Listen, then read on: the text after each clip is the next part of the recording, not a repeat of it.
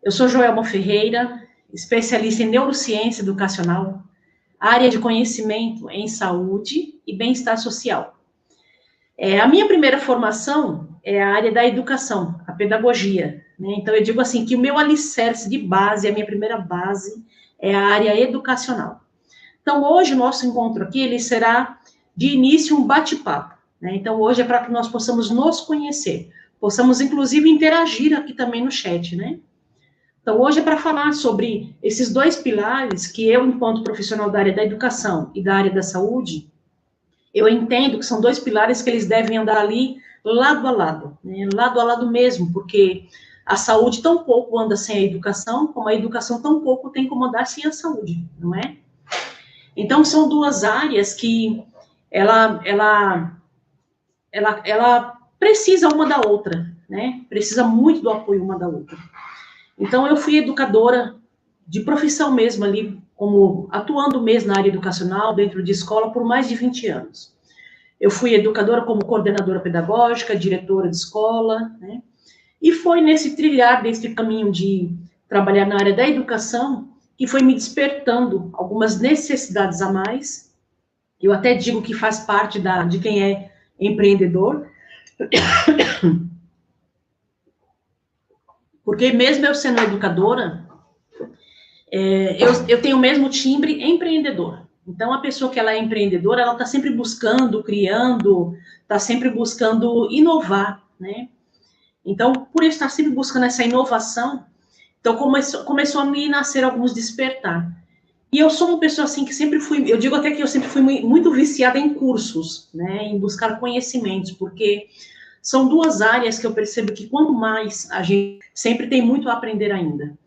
Então, dentro da área educacional, eu atuando ali na área educacional, eu vou até contar um pouquinho para vocês sobre escola, sobre esta rotina, para que a gente possa entender, porque eu estou aqui hoje para tratar de dois pilares, que é a área da educação e a área da saúde, né? E eu vim falar principalmente dentro dos problemas respiratórios, o quanto isso influencia de forma negativa no desenvolvimento educacional da criança, o quanto isso dificulta a criança a ter o processo de aprendizagem, a criança a ter esta absorção. Mas vamos voltar lá para a área educacional para que a gente possa entender esse caminhar, não é? Então, dentro desse tempo de escola, dentro dessa área educacional, eu comecei a sentir ali algumas deficiências que haviam e que eu percebi que mesmo estando dentro da área educacional, mesmo dentro no banco educacional ali, na formação acadêmica, me faltou, e eu percebi que faltou também para os meus amigos, né, de formação. Então, eu entendi assim, eu comecei a perceber uma coisa que era normal, né, normal entre aspas, né, porque eu vou falar de um sofrimento, e aonde que sofrimento é normal, não é? Existe algo que é normal para nós que somos educadores, todo início de ano, seja qualquer fase do ano mesmo, mas principalmente no início do ano. No início do ano, quando as crianças, elas entram, né, na escola, é aquela fase daquele chororô, aquela dificuldade de adaptação, né? E essa adaptação não é somente para as crianças e para os profissionais, mas também para os pais, né? Quantas vezes eu vi tantas mãezinhas sair com as pernas trêmulas, né? As mães saírem chorando, passando mal, a família em si, né? Sair ali nervosa, trêmula. E eu falei, gente, isso precisa ter um olhar diferenciado, precisa ter uma outra vertente, precisa ter algo a mais, né? Eu digo algo a mais, mas para quem é educador, sabe que eu estou falando o quanto as escolas, o quanto os educadores, eles se viram muito para fazer o que podem para ajudar, não é? Enfeita-se a sala, faz um monte de coisa para receber esta criança, para receber a família também.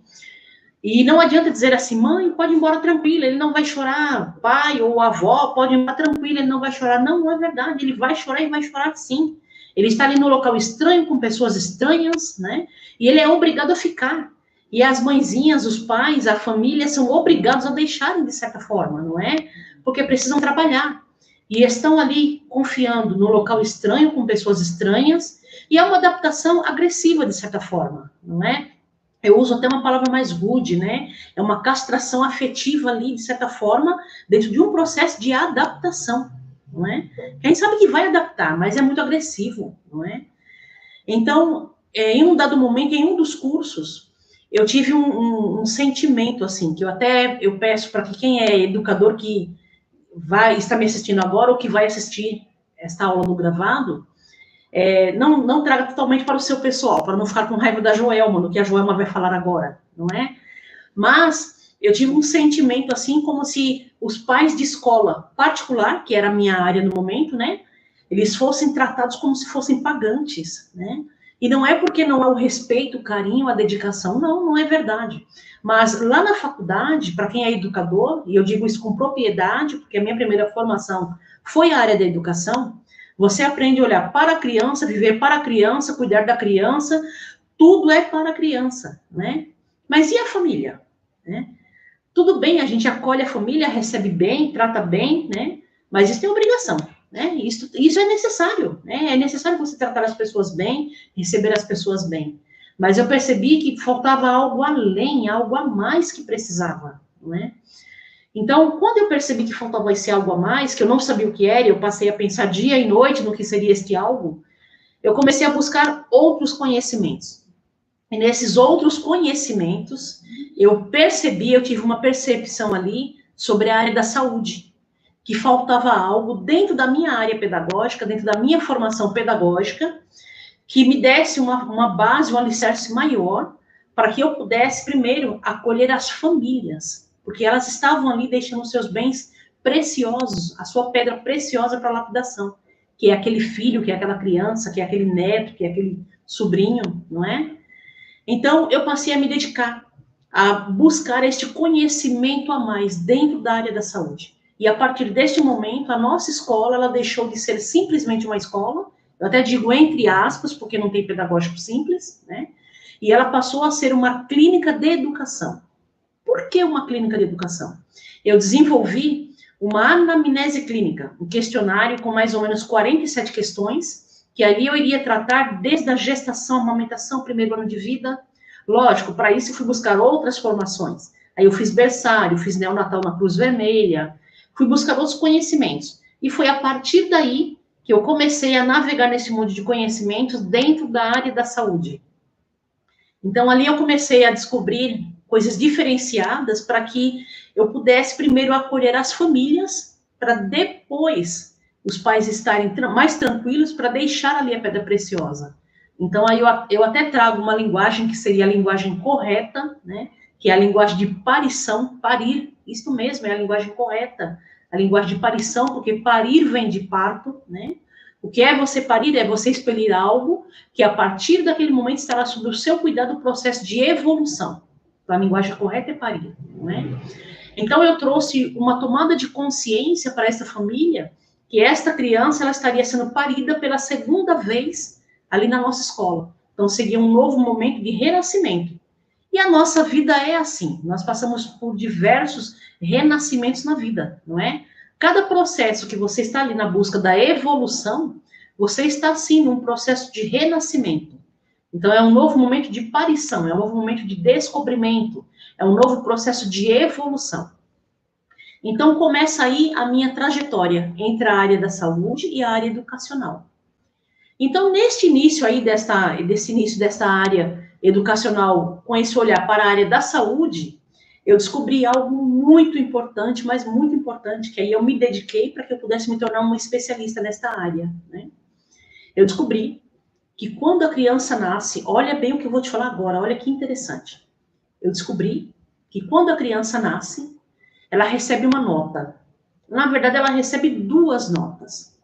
E eu digo para você, hoje que eu atuo em consultório, hoje eu atendo, eu já não atuo mais em escola, eu não sou mais diretora, coordenadora. Eu sou especialista hoje na área da saúde, mas sou formada também na neurociência, voltada para a neurociência educacional, voltada para a área da saúde e do bem-estar social, né? Então, eu descobri que existia ali uma nota, um momento, né, mágico, maravilhoso, né, um momento mágico, mas real, eu digo mágico pela emoção, né? Um momento ali maravilhoso, chamado Minuto de Ouro. E esse momento chamado Minuto de Ouro, ele vinha acompanhado de uma sigla, que se chama APGA, né? E o que é este APGA? É a nota de nascimento que a criança nasce. A criança, ela acabou de nascer, ela passa por uma avaliação clínica, naquele momento, no instante do nascimento, que é chamado Minuto de Ouro.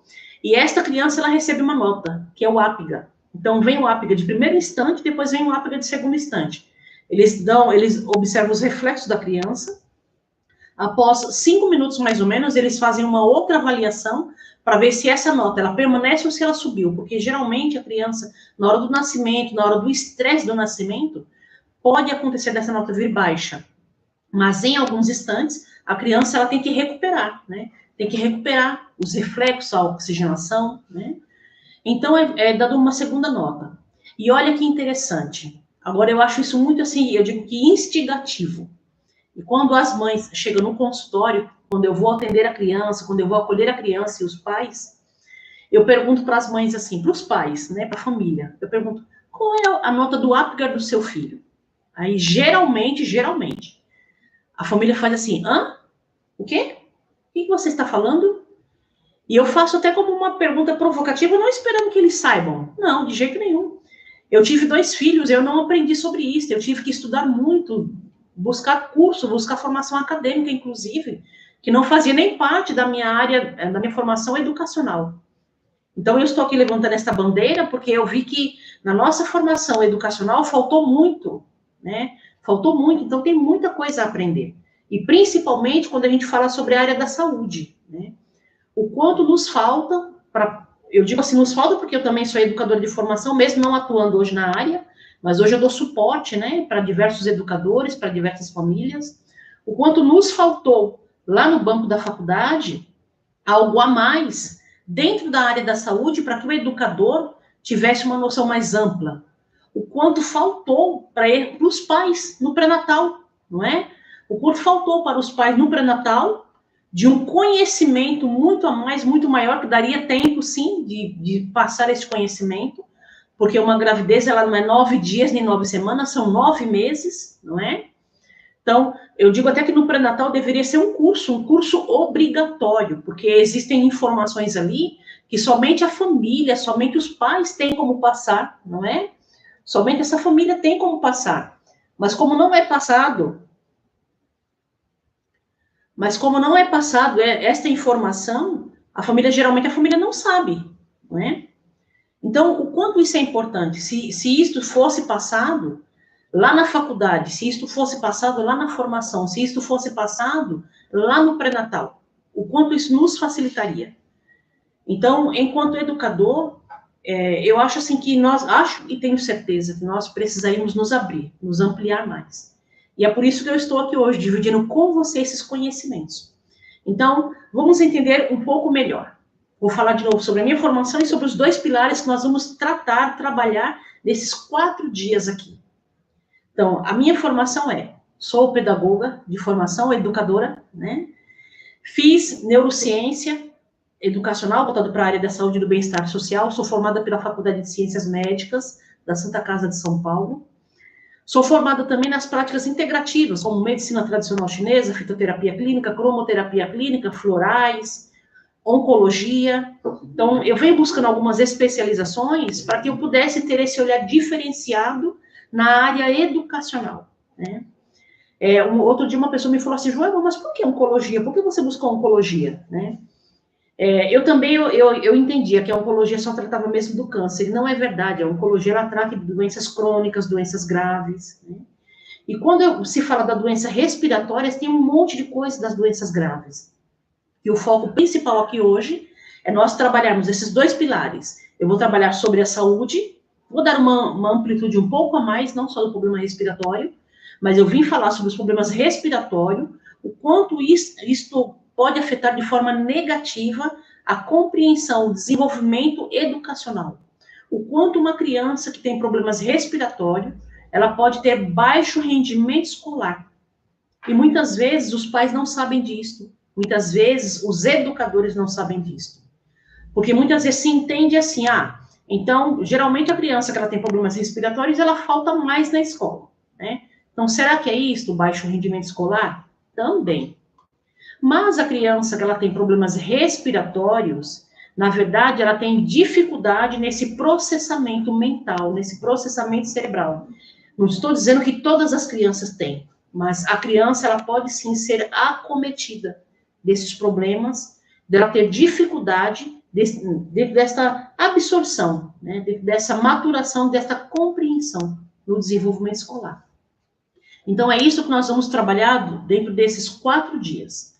Então, eu vou falar com vocês sobre como eu sou fitoterapeuta clínica, sou formada na área da fitoterapia também, pela USP. Como eu sou formada na fitoterapia, a nossa próxima aula, eu vou dar dicas, assim, maravilhosas com ervas. Vou ensinar a diferença entre o chá, uma infusão, uma maceração.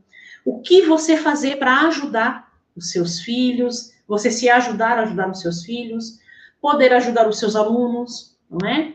Medicar, eu sei que lá na escola, se você é educador, você não pode medicar, mas eu digo assim, o quanto é importante você ter esse tipo de conhecimento. E o quanto algumas coisas que são tão simples pode livrar a criança dos efeitos colaterais que uma medicação alopática ela pode trazer. E eu digo isso com toda a propriedade, porque eu fui uma criança asmática.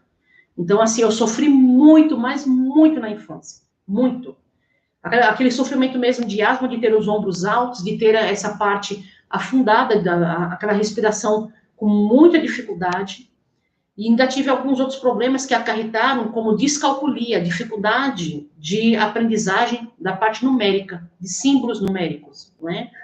Lógico, na época eu não tinha nem noção que era isto. Hoje eu tenho noção, porque eu sou da área, mas eu não tinha noção. Então, eu estou aqui para trazer a minha contribuição, porque eu sei que muitos pais não sabem, muitos educadores não sabem, não é? E se a gente tiver um conhecimento a mais, o conhecimento ele nos ajuda a dar passos a mais, a ter essa compreensão, a saber o que fazer.